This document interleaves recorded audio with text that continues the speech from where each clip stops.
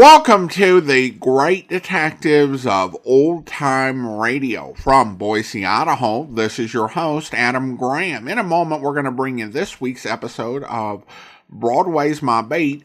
But before we get started, I do want to encourage you to follow the podcast if you're enjoying it. Today's program is also brought to you in part by the financial support of our listeners. You can send a donation via the Zelle app to Box 13 at greatdetectives.net to support us on a one-time basis. And I want to thank John for supporting the program that way. And you can also become one of our ongoing Patreon supporters for as little as $2 per month. And I want to thank Carlotta for increasing her support from the Shamus level of $4 or more per month to the Detective Sergeant level of $7.14 or more per month. Thank you so much for your support. Now, from February 3rd, 1950, it's the Lieutenant Jimmy Hunt murder case. Broadway's My Beat. From Times Square to Columbus Circle, the gaudiest, the most violent, the lonesomest mile in the world.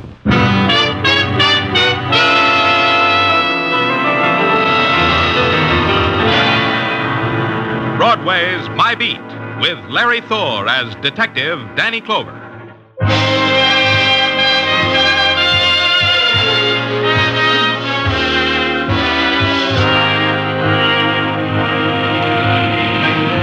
Broadway. It's a mob and a big voice that darts from doorways and screams in your face, then skirls off into the quiet streets. It's a panic in neon where misery and packaged pleasures are commodities, sometime on installments. It's a place that dares you. One way or another, it'll rock you to sleep. It's Broadway, My Beat.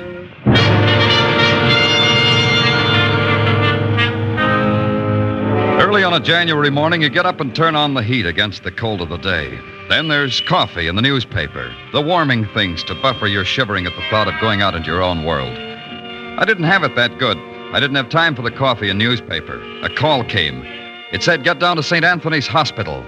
I did, and the nun at the information desk said Sister Angela was waiting for me right over there.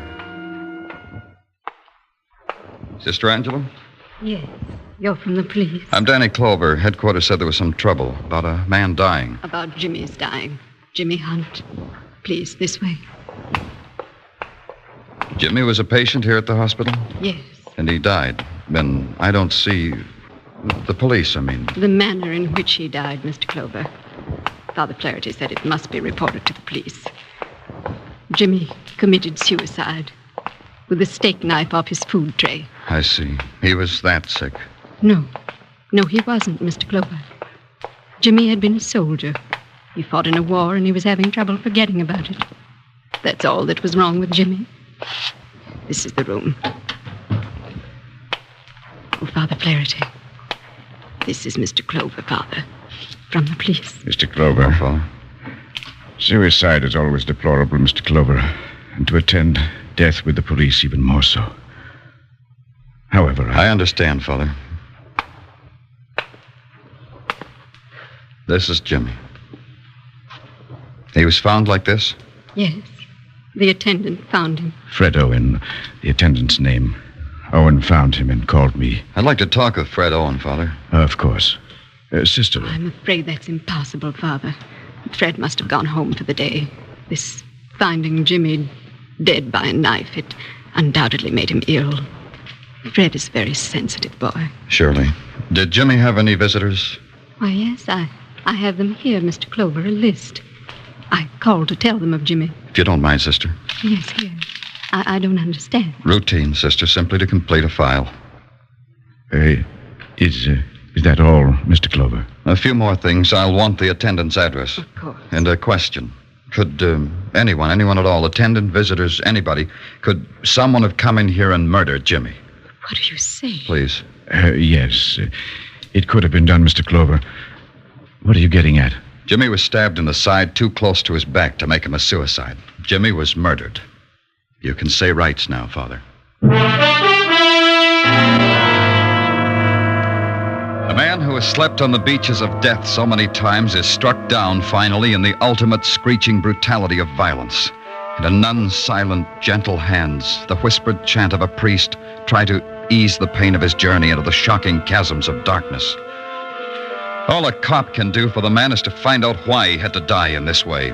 So the cop calls at the address of one named Fred Owen, finds him not at home, hasn't been home, don't know when he'll come home. Then the cop sends out an all-points bulletin on one named Fred Owen. Then the cop calls on the first of a murdered man's visitors list. Who is it? It's Danny Clover of the police. You're here about Jimmy? Please come in. The girl was slender, her face delicate with an almost wistful expression. But it was her eyes, gray and soft, as if the color had been strained through gauze. Please sit here. Thank you. They called me from St. Anthony's. They told me about Jimmy, Mr. Clover. They told me. Then you're Virginia Scott. Yes. I'm glad you came to me, Mr. Clover, because I can tell you things about him no one else knew, not even the doctors. I understand why he killed himself. Shall I tell you why? Jimmy didn't commit suicide, Miss Scott. He was murdered. Who would do that to my poor lost Jimmy? Jimmy! Miss Scott. Jimmy was brave. He was kind and innocent. He was my child and my love. All he ever did wrong was to get lost. Will you help me find his murderer, Miss Scott? Yes. Yes. Who would kill him? Who kills Mr. Clover? Who searches out a wounded boy and kills him? Are there such people? How long have you known him? We met at a dance. His company was going overseas. I didn't know anyone there, but Jimmy asked me to dance, and I fell in love with him. He kept in touch with you? Every day. We wrote each other every day. Did he ever mention anyone in his letters? Anyone who could... Who hated him? Who wanted to kill him? Yes, Mr. Clover. All the nameless ones who had to kill other nameless men. He was a soldier. Virginia, Don't try to find words, Mr. Clover. The words that heal pain. Are there such? You can do one thing for me, though. Anything? The letters I wrote Jimmy in the hospital, they were love letters. Every day I couldn't visit him, I wrote him one. May I have them? Letters? There weren't any. What? But they were all I could ever give Jimmy. I know he'd keep them. They have to be there. I'll find them, Virginia. I only ask this. I know you'll understand.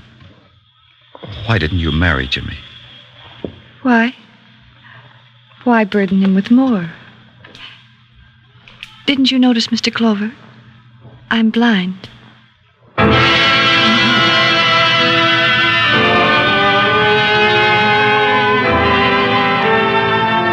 She said it gently and smiled and offered me her hand. Then I left. Then I found a crowd and walked into it and stuck with it. That way I could clutter my mind up with other faces. After a while, I put my hand in my pocket and took out a piece of paper. It had names on it and addresses. Under Virginia Scott's was a man's name, Mickey Bianco. The address was a pool room on 16th Street off 8th Avenue. Where do I find Mickey Bianco? You're in my way. Yeah, oh, sorry. Hey, nice shot. You should play for money. I'm Mickey Bianco, mister. You know Jimmy Hunt? You like that shot? I'm quivering with excitement. Where'd you know him from? The Army? Yeah, the Army. Where I picked up an 8-ball and parlayed it into a 2-table pool room. About Jimmy Hunt. I'm from the police. What about Jimmy Hunt? What do you want about him? Did you kill him? Oh, he dead? Dead, huh? Jimmy Hunt, dead. Lieutenant James Hunt, a civilian casualty. Hip, hip, hooray. Makes you patriotic. Yeah, like the Lieutenant Hunt taught me, be patriotic. Point yourself forward at the enemy when you die, men, he said to us. And he meant it. You were in his outfit? Sure, his platoon. We were murdered being patriotic at Enowetok, but not the lieutenant. And not me either. Everybody else, but not us. Fortunes of war. Did you visit him at the hospital? It was my pleasure, believe me. Oh, don't pat me on the back for going to see my old lieutenant. You know why I went? I made him feel worse. I reminded him about what he did to his platoon, and that'd make him pull his knees up to his chest. I like to watch. Yeah. Did you see any letters just lying around the room? Letters addressed to Jimmy when you visited him? Letters? What letters? But that other question, did I kill Jimmy? You know, I should have thought of doing it, but I didn't. Hand me the chalk, policeman. The shaded lamp that hung over the pool table gouged a cone of saffron light out of the shadows. And trapped in the twist of light were frayed banners of smoke and whispers and aimless dust, and the silhouetted outline of Bianco's face and hands. Then the sharp click of wood on ivory, the pleased titter spilling out of Bianco's mouth. And this, too, can be the requiem for a dead man. It stayed with me all the way to headquarters, where a report was to be filed, where questions were to be asked. And questions you ask of Sergeant Tartaglia. Sometimes he has answers. And the answer to that one is in the positive negative, Danny. Be kind to me, Tartaglia. Sometimes I don't understand things. What is a positive negative? Oh, easy. Positively, we have found no trace of Fred Owen. The reports from the boys looking for Fred Owen are negative. This makes valid the use of the double... Yeah. What about the letters? The letters Virginia Scott wrote to the boy in the hospital. Have you found them? Oh, no, Danny, no. No, we haven't found the letters.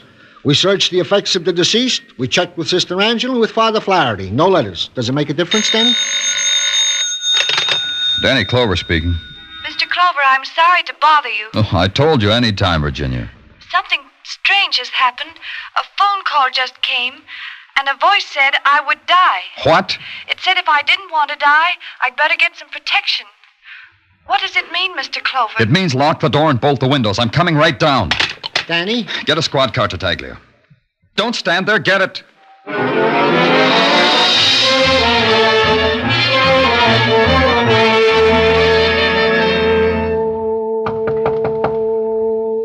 It's me, Virginia. Open the door.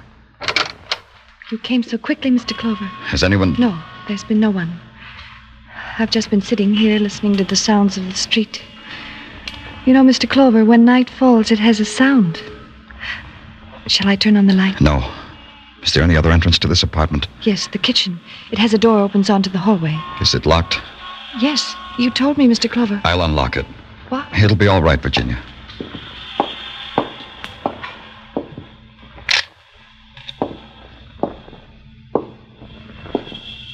We'll leave this one open, too. Where were you sitting? Over here near the window. Sit there now. I'll stand over here. Why would anyone want to kill me, Mr. Clover? I don't know. Maybe because you're all that's left of Jimmy. If they want to kill me, why did they tell me to get protection? It doesn't seem logical, does it? Maybe it's not. Shh. I hear someone, Mr. Clover. Don't move. Mr. Clover? He's heading for the fire escape at the back, Mr. Clover. I can tell by the sound. You'll have to come with me, Virginia. I can't leave you here. Just hold my hand. There he is, down at the bottom of the fire escape.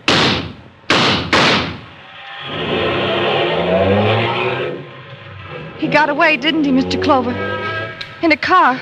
He got away. Yes, Virginia, he got away.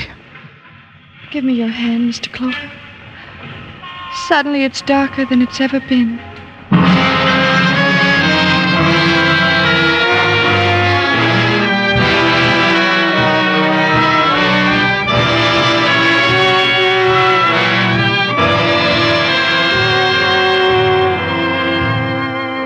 You are listening to Broadway's My Beat, written by Morton Fine and David Friedkin, and starring Larry Thor as Detective Danny Clover. CBS invites you to hear Senator Brian McMahon on the Capitol Cloakroom over most of these same CBS stations later tonight. Senator McMahon is chairman of the Joint Congressional Committee on Atomic Energy, and when he is interviewed tonight by CBS newsmen Eric Severide, Bill Shadell, and Griffin Bancroft, this will be the first detailed discussion of the hydrogen bomb and its implications by a high government official since President Truman's historic announcement earlier this week. That's CBS Capitol Cloakroom later tonight.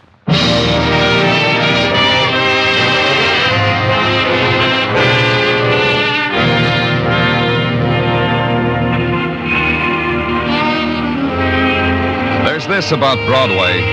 It has a bag full of free illusions, in every color, every size. Guaranteed against fading, warranted against shrinkage. Want an illusion, kid? Just reach in the bag. There's more where that one came from. There's the illusion that Broadway can break its heart. And here's one in the classy all-plastic 1950 model, laboratory tested. The illusion that Broadway can shed a tear. That's the one you'll want for the murder of a sick soldier boy. For the girl of his heart and his dreams. The song of a girl with sightless eyes. Hug it close to you, kid, because it's fragile. Danny! Danny, what's the matter? Danny, you look sick.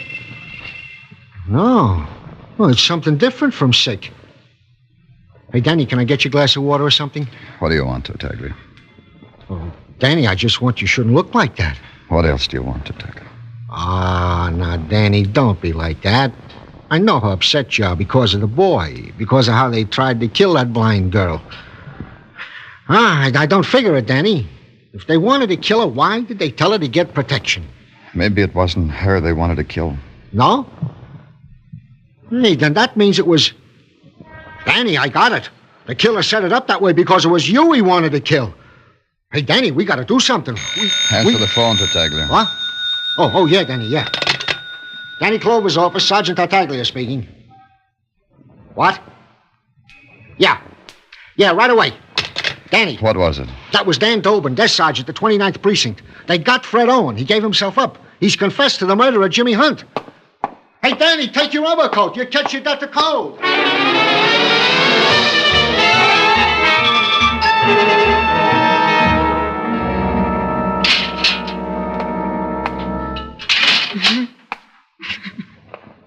Fred Owen?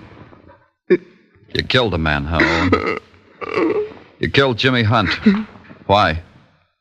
Killed him. Tell me about it. That's why you came here, wasn't it? You want to tell someone about it? Tell me. I'm Danny Clover. I'm a policeman. I'll tell you. You're a policeman. You'll make me suffer for what I did to Jimmy. I killed him, and I've got to suffer for it. I've got to feel what Jimmy felt. Take it easy, Owen. Just tell me how you did it. With the knife? With a knife. Go ahead. Mr. Clover, did it hurt him much? I don't think so. I cut up his food for him so he could feed himself, so he wouldn't have to use a knife. The doctor always warned me not to let Jimmy use a knife. You see, the doctor was afraid that Jimmy would do what he did to her. Huh? What did he do, Owen? I was feeding him, and then I suddenly remembered something I had to do. Yeah, what? Something I forgot. It wouldn't have happened. It didn't have to happen. Then you remembered. Is that when you stabbed him? As if it had been with my own hand. You see, Jimmy liked me to read to him while he was eating, and I forgot to bring a book. And so I left to get it.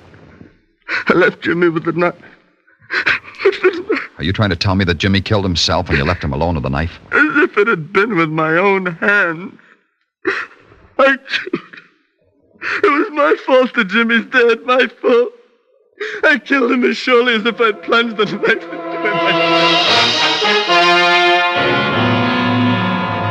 I tried to break through the wall of tears he'd built around himself, but it was no good. I tried to ask him about Virginia's letters. He didn't know anything about them, he said. And it was another lash of the whip he held over himself. I finally broke his heart by releasing him from the dismal, bitter shadows of the cell he'd begged for. Then I took a long walk in the cold, unspoiled air. Then I knew I had to get back to it.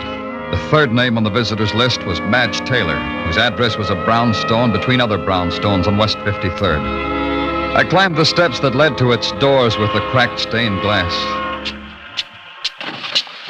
Hey, man, looking for someone? Yeah, Madge Taylor. Is she here? Come in, man.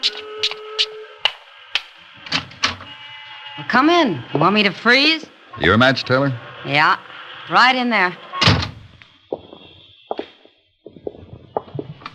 What the old battle axe that runs his flat don't know won't hurt her. Anyway, it's cuddlier with the door closed, huh, man? Such a nasty draft in that hallway. Madge, I'm Danny Clover, the police. Huh? Let's have a drink on it, shall we, Danny? They told me you visited a man in the hospital. A man named Jimmy Hunt. Friend of yours? It's funny what I said? It kills me. I thought you were... All you want to know is, did I murder Jimmy Hunt? Isn't that it? Why did you visit him? I'll tell you why. You see me, how I am? Charge it up to Jimmy Hunt. Send him the bill. You were in love with Jimmy Hunt? The lieutenant? The wonder boy with the loose marbles? Are you kidding? I never saw him in my life till I found out he was brain sick in that hospital. I don't... I'll draw you a diagram. I was in love once with a kid. A soldier kid. My husband. Lieutenant Jimmy Hunt killed him. Killed me, too, at the same time. Because the lieutenant thought it was dandy. Kids should be killed. This the lieutenant liked. You still want to know why I visited him? No, Madge. I've heard it once. When you saw him, did he have any letters? How would I know? All I care about Jimmy Hunt was that he should die. Slow, a long time dying. Yeah. Stick around, Madge. Don't go away. You out of your mind? I love it here. I never had it so good. It's a free ride on a roller coaster, man.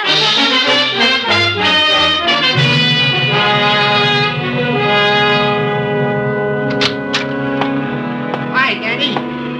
Hey, I got news for you. Yeah, what is it? There's a guy in your office waiting for you. Who is he? Name's Scott. Says he has a daughter named Virginia Scott. Hey, ain't that the girl? Danny?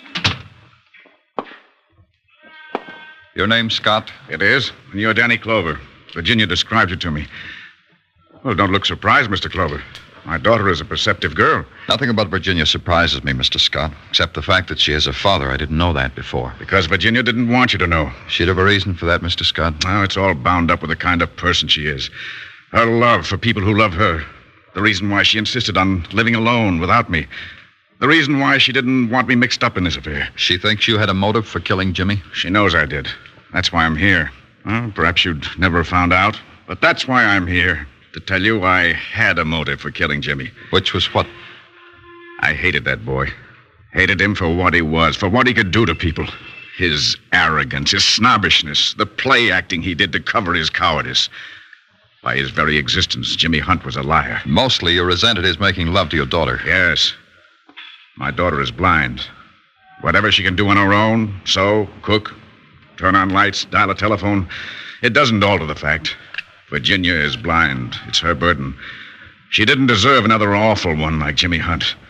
A sick boy who willed himself sick. Virginia knew you felt this way? She knew I was prepared to kill Jimmy that very day. But you didn't. Is that what you're telling me? That very day, I went to the ward to kill him. That's what was on my mind to do. But an attendant saw me, asked me my business there. When I couldn't answer him properly, he made me leave. No, I didn't kill Jimmy. But there's this. There's what? I'm glad he said. He got up and walked away, and I let him. But because I'm a cop, I had a man follow him. And because I'm a cop, I had to check on his story, whether he had actually left the ward the morning Jimmy Hunt was killed.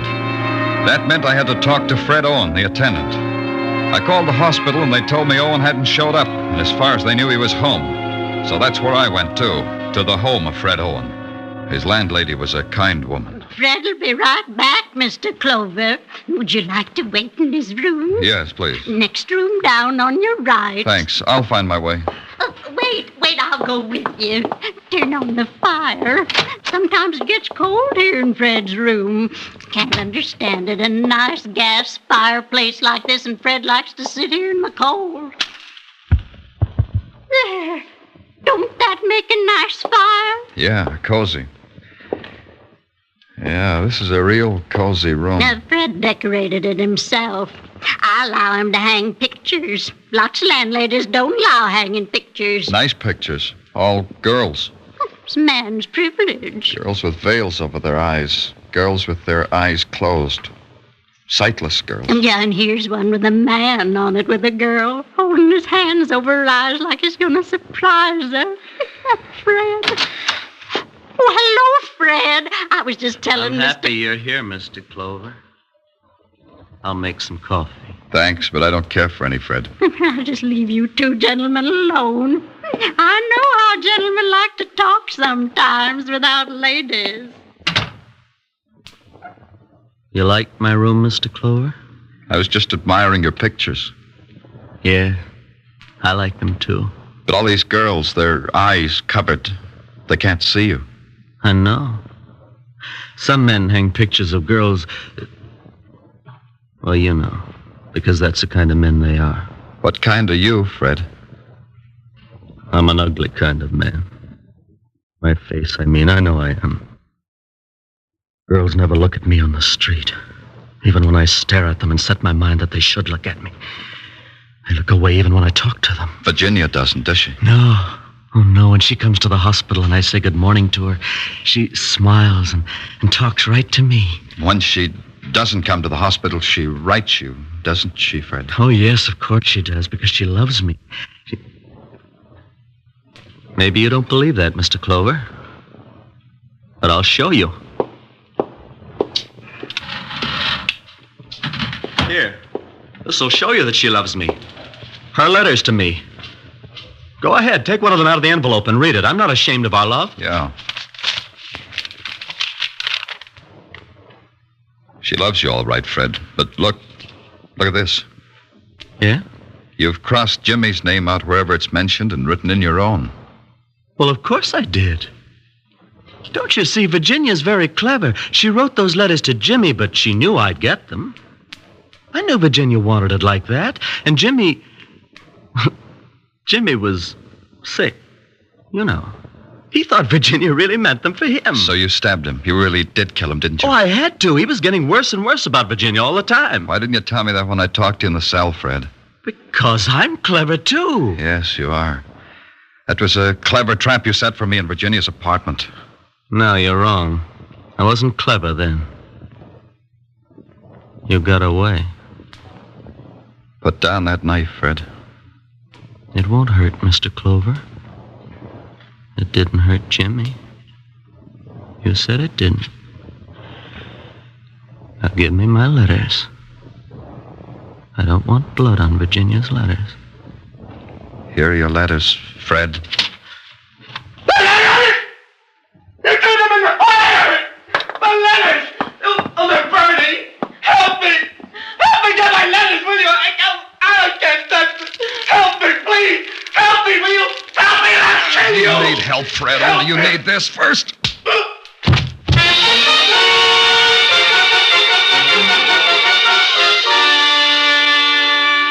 He lay there, his body taut, as if unwilling to accept what was happening to him.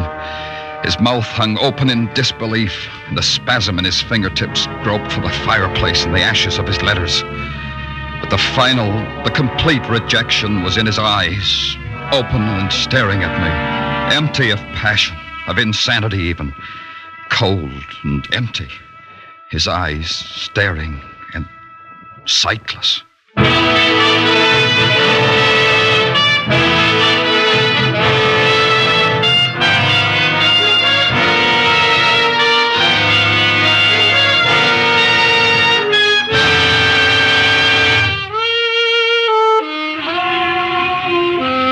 Broadway's having itself a time.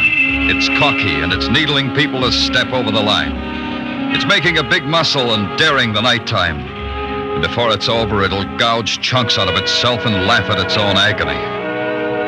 It's Broadway, the gaudiest, the most violent, the lonesomest mile in the world. Broadway, my beat.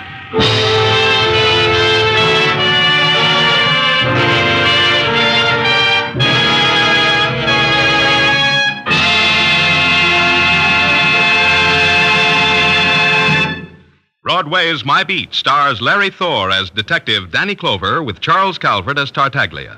The musical score was composed and conducted by Alexander Courage, and the program was produced by Elliott Lewis and directed by Gordon T. Hughes. The cast tonight included Peggy Weber, Ted Von Eltz, Mary Jane Croft, Georgia Ellis, Jerry Hausner, and Jack Edwards. He's a jack. He's a knave when it comes to spending a nickel. He's an ace in the business of making America laugh. And now, he's a king of hearts. Yes, the name is Benny. And this Sunday night, Jack Benny will formally be named America's King of Hearts for 1950. Mary, Dennis, Phil, Don, and Rochester will be on hand. And no king ever had such a group of jokers. Join us on all of these CBS stations this Sunday for The Jack Benny Show. Joe Walters speaking. This is CBS, where the Goldbergs are every Saturday night. The Columbia Broadcasting System.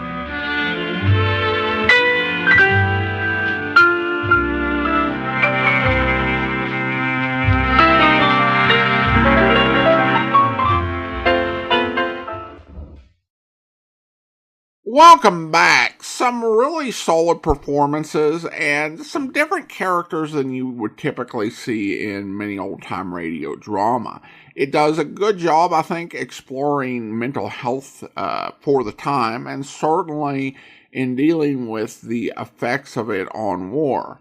Although, of course, the killer had some issues not related to that of his own. It also captured attitudes of the time, and probably the one that most surprised me was the blind woman's father, who thought that Lieutenant Hunt had made himself sick. Well, now we turn to listener comments and feedback, and we start out with a comment from Carlotta, who writes, I've been a member for a while, but I enjoy your work every day, so wanted to increase my donation. Thanks for what you are doing. Well, thank you so much, Carlotta.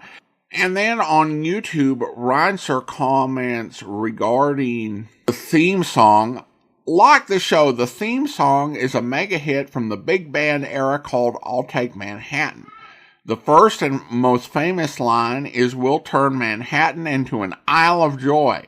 Not exactly in keeping with Denny's description of Broadway. No, it's not. And you can find some of the performances, early performances of I'll Take Manhattan with lyrics, and it's a pretty light, sweet song. It was in a Rodgers and Hart either review or play. I think that Alexander Courage made some good choices in terms of the instrumentation and the arrangement to make it really work well for this series. I could see that particular song actually having been taken for a Hummert series but it wouldn't sound like it does on Broadway's My Beat. Alright, thanks once again, Reinser. And now it's time to thank our Patreon supporter of the day. And I want to thank Murph, Patreon supporter since February 2021. Currently supporting the podcast at the Showmas level of $4 or more per month. Thanks so much for your support, Murph. And that will do it for today. We'll be back next Wednesday with another episode of Broadway's My Beat. But join us back here tomorrow for Mr. and Mrs. North, where... Look, don't hand me that. The tables are fixed. You know they are. Please, don't make a scene. Don't make a scene, he says. My friend, you don't seem to understand. I'm going to kill you. No, Terry, wait. You shouldn't do that, Mr. Lawson, on account of it ain't right for people to kill people, is it, Mrs. North? No, it isn't. You keep out of this. But it ain't. Just suppose everybody went around killing everybody. Why, pretty soon there wouldn't be anybody left, and then where would you be? Please, Terry, give me a break. I'll give you a break, all right, like you gave me at the tables. But if you're mad at the club, Mr. Lawson, you'd ought to rather shoot Mr. Fox instead of Mr. Crane on account of he owns the club. And on second thought, you hadn't ought to hit him either, or kill him either, on account of you hadn't ought to kill nobody. I told you to keep out of this. Now, wait a minute. I resent your tone of voice. Look, if you want trouble, too, you'll get it. Now, look, don't point that gun at me. Look out, Weasel. Damn that gun! I hope you'll be with us then. In the meantime, send your comments to box13@greatdetectives.net. Follow us on Twitter at Radio Detectives and check us out on Instagram.